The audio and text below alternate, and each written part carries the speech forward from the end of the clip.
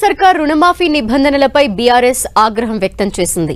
ప్రభుత్వ నిబంధనలతో 60% మంది రైతులకే రుణమాఫీ వస్తుందన్నారు మాజీ మంత్రి హరీష్ రావు. రేషన్ కార్డు ఉంటేనే రుణమాఫీ అంటున్నారని విమర్శించారు. అప్పు తీసుకోవటానికి రేషన్ కార్డు అవసరం లేదని, మరి అప్పు తీర్చడానికి రేషన్ కార్డు ఎందుకని ప్రశ్నించారు. తాము పీఎం కిసాన్ పథకం ఆధారంగా రుణమాఫీ చేయలేదని, వెంటనే ప్రభుత్వం ఈ షరతులు ఎత్తివేయాలన్నారు.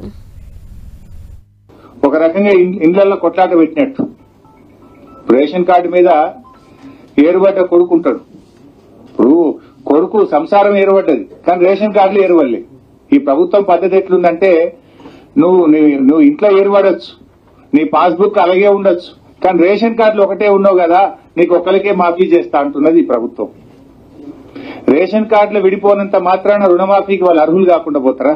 గతంలో బీఆర్ఎస్ పార్టీ రుణమాఫీ చేసిన నాడు మేము ఇలాంటి షరతులు పెట్టలేదు. కుటుంబము అనేటువంటి షరతు మేము పెట్టలేదు. రేషన్ కార్డు అనే షరతులు మా ప్రభుత్వం పెట్టలేదు. ఎవరు రుణం తెచ్చుకున్నా కూడా వారికి రైతుగా చూశాం.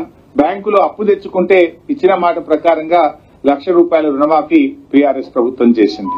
నువ్వు అప్పు చెల్లించిన తర్వాతనే మేము ఈ 2 లక్షలు చెల్లిస్తాము అంటే ఇది రైతులకు మోసం చేయడం, రైతులకు ఆలస్యం చేయడం. ఆలస్యం అయితే ఏమైతుంది? సపోజ్ ఆయన ₹1,00,000 అప్పు అదనంగా ఉంది, అది కట్టాలి. ఆ అప్పు కోసం ఆయన తిరిగి 2 నెలల్లో 3 నెలల్లో ఆ ₹1,00,000 తెచ్చి బ్యాంకులో కట్టాలంటే ఈ 3 నెలల్లోపు అతని వడ్డీ పెరిగిపోదా? అతని మీద మళ్లీ మిత్తి భారం పడదా? నువ్వు ఇచ్చే 2 లక్షలు ఇచ్చేస్తే అట్లీస్ట్ అతని వడ్డీ భారం అన్న తగ్గిపోయేటువంటి అవకాశం ఉంటుంది. ఎన్నికల మేనిఫెస్టోలో ఏం చెప్పింది? రైతులందరికీ 2 లక్షల రుణమాఫీ చేస్తామన్నారు. రాష్ట్రంలో ₹2,00,000 వరకు రైతులందరికీ రుణమాఫీ చేస్తామన్నారు. కానీ ఇప్పుడు ఏమంటున్నారు? 12 డిసెంబర్ 2018 కంటే ముందు తీసుకున్న రుణాలకు వర్తించదు అంటే ఇవాళ కొంతమంది రైతులకు కోత పెట్టడమే కదా ఇది. అప్పుడు ఆ రోజు మేము ₹1,00,000 మాఫీ చేసినాం. ఎవరైనా 1,00,000కి పైగా తీసుకున్న వాళ్ళు ఉంటే వాళ్ళకి మాఫీ జరగద్దా? ఎన్ని వడ్లు పండినా ప్రతి రైతుకు ప్రతి క్వింటాల్కు ₹500 బోనస్ ఇస్తామన్నారు. ఇప్పుడు ఏమంటుండ్రు? సన్నాలకు మాత్రమే బోనస్ అని సన్నాయి రాగాలు తీస్తున్నారు. ఈ రాష్ట్రంలో పండే సన్నాలు 10%, దొడ్డు రకం 90%.